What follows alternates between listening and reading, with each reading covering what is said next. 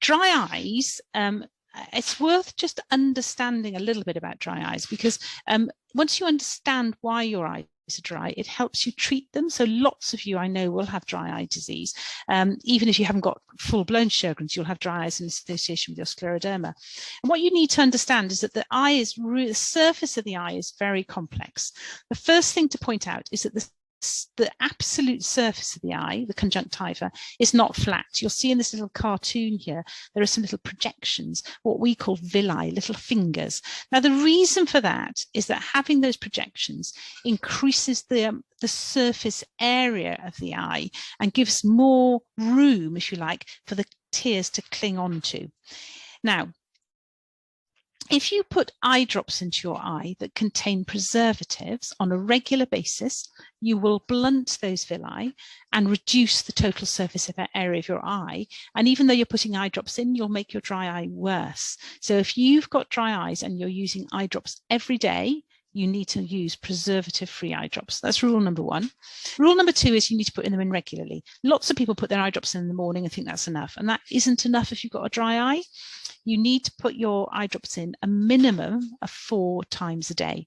And the reason for that is that tears evaporate all the time. So even though you can get some really good quality watery eye drops, they will not last more than 2 or 3 hours in your eye, and you need to replace them. So you need to get into the habit of putting them in regularly.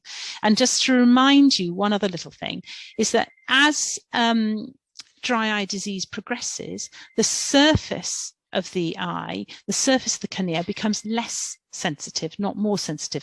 So actually, you're less aware of the dryness and less likely to put your eye drops in regularly. The other thing to point out is that on top of the watery layer, there is a oily layer. And that is important for 3 reasons.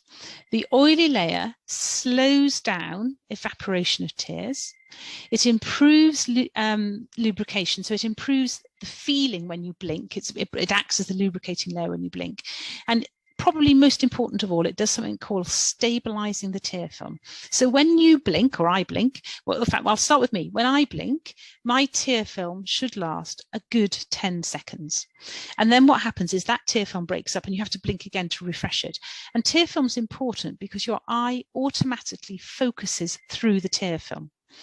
Now, if you've got dry eye, that tear film will break up in 2 or 3 seconds and your vision will blur and you'll have to blink and refocus. And that's quite tiring and it gives you fatigued eyes. So one thing that you can do that helps fatigued eyes is improve the oily content of the tear, because that stabilizes the tear film and stops it breaking up so rapidly.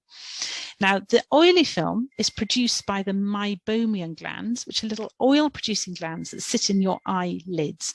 So what you need to do is stimulate those meibomian glands, and you can do that very, very simply using a warm eye compress. And you can't just get away with the flannel. You do need to use a proper eye compress, because flannels, if you put them in hot water, are warm for seconds only and cool down too quickly. You need to have a warm compress that lasts a minimum of 7 minutes and ideally 10.